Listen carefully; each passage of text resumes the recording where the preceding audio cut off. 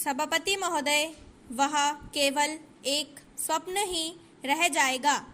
ऐसी स्थिति में मैं अनुभव करता हूँ कि आपातकाल की घोषणा की जाए और इस देश के जो बुद्धिमान लोग हैं उनको लेकर एक सर्वदलीय सरकार स्थापित की जाए। यह अनुभव करते हैं कि जिस तरह का शासन इस समय चल रहा है उससे देश की कोई भी समस्या हल होने वाली नहीं है, बल्कि इस सरकार की गलतियों से समस्याएं बढ़ती जा रही हैं। राष्ट्र की आंतरिक सुरक्षा के विषय में जो बिल मंत्री महोदय ने प्रस्तुत किया है उस पर अब तक जितने भी भाषण हुए उनको मैंने बड़े ध्यान से सुना है।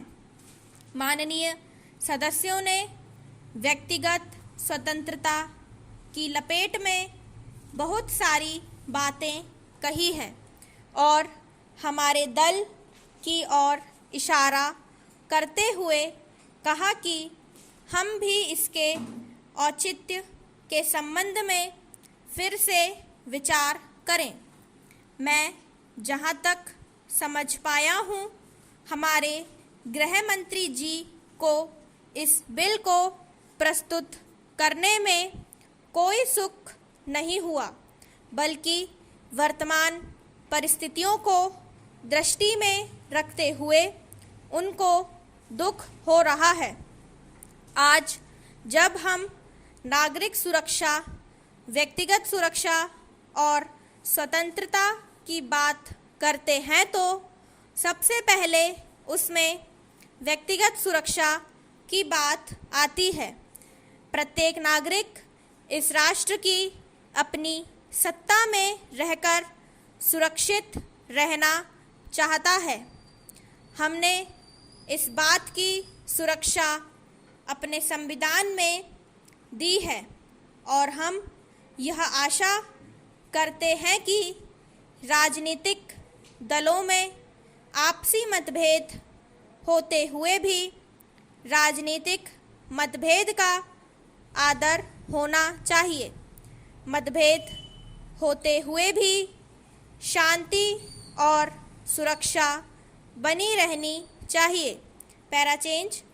माननीय सदस्य पूछते हैं कि ऐसी कौन सी असाधारण परिस्थिति आ गई थी जिसके कारण आपको नज़रबंदी बिल लाना पड़ा। मैं आपसे कहना चाहता हूँ कि क्या ही अच्छा होता यदि नेहरू जी की उस बात को जो उन्होंने लोकतंत्र के संबंध में बहुत वर्ष पहले कही थी आज भी स्मरण रखते हैं। उन्होंने एक बार कहा था कि लोकतंत्र के संचालन और दायित्व निर्वाह में अगर किसी प्रधानमंत्री को बार बार पीछे मुड़कर देखना पड़े कि कोई छुरा तो नहीं भौंक रहा है, यह कोई अच्छी बात नहीं है। यदि ऐसी परिस्थिति देश में पैदा हो जाए, सांप्रदायिक दृष्टि से देश के विभिन्न स्थानों पर सांप्रदायिक दंगे हो रहे हों, उनका सामना करते हुए यदि हम जनता को सुरक्षा दे सकें तो फिर किस बिल की आवश्यकता नहीं है। स्टॉप।